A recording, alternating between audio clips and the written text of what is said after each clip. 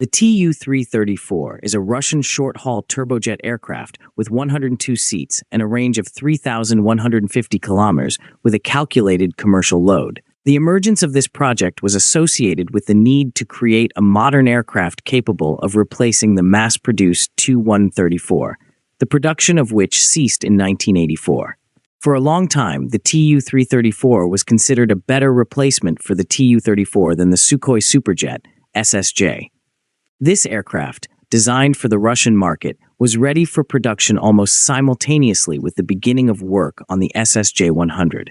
One of the Tu-334's key differences was the placement of engines in the tail section, which reduced the likelihood of foreign objects entering the engines from the runway. The Tu-334 made its first flight in February 1999 and received certification in December 2003, several years before the first flight of the SSJ.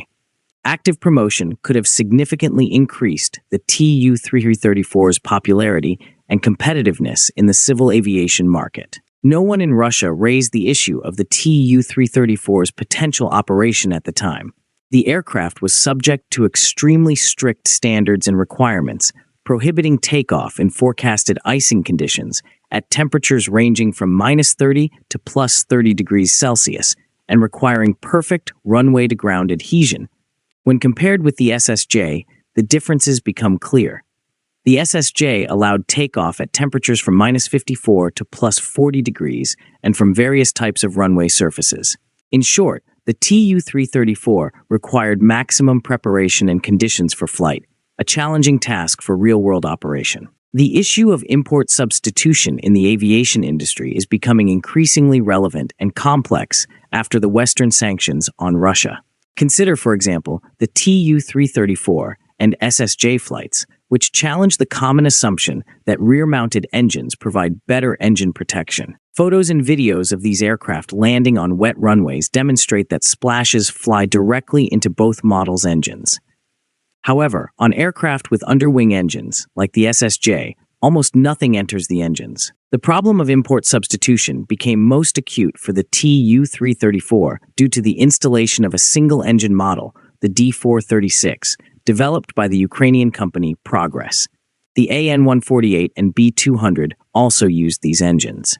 After 2014, difficulties arose with the supply and support of Ukrainian engines for the BE-200, which seriously affected its operation. In March 2018, Russia suspended the AN-148's flights. It becomes evident that the issue of import substitution in the aviation industry has political and economic implications in addition to technical ones. Despite all its technical merits, the Tu-334 faced serious problems in terms of economic efficiency. Modern and innovative approaches have long since replaced the days of valuing a shortened fuselage and reduced height. For example, Boeing managed to adapt its model lineup, allowing the company to maintain its leading position in the market. However, airlines failed to widely adopt the Tu-334, which remained a separate project. A significant factor working against the Tu-334 was the rear-mounted engine arrangement.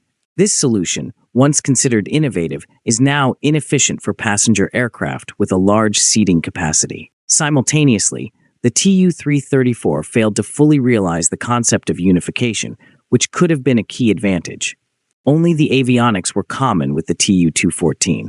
This problem resulted in the Tu-204 family not achieving significant market penetration, worsening the prospects for the Tu-334's development and adoption. The Tu-334, despite its engineering strengths, proved to be insufficiently competitive due to its lack of economic efficiency. The desire to create a model that would complement the existing lineup met serious difficulties due to changing requirements and new technologies in the aviation industry. In the last decades of the 20th century, the overall situation in the aviation industry deteriorated sharply. Despite these accomplishments, the aviation industry continued to face significant shortcomings. Crews consisting of 3 members seemed wasteful in the 1990s and remain a serious problem.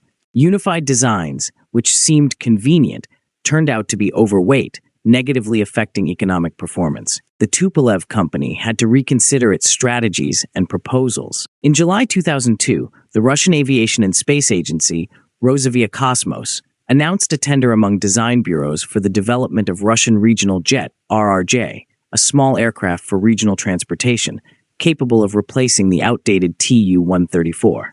The Russian aviation industry did not then produce such aircraft. It is unprofitable to import Western analogs. When importing them, one has to pay a 20% customs duty and V in the amount of 20% of the cost of the aircraft. Tupolev participated with a new project, the 75-seat Tu-414, which was considered more promising.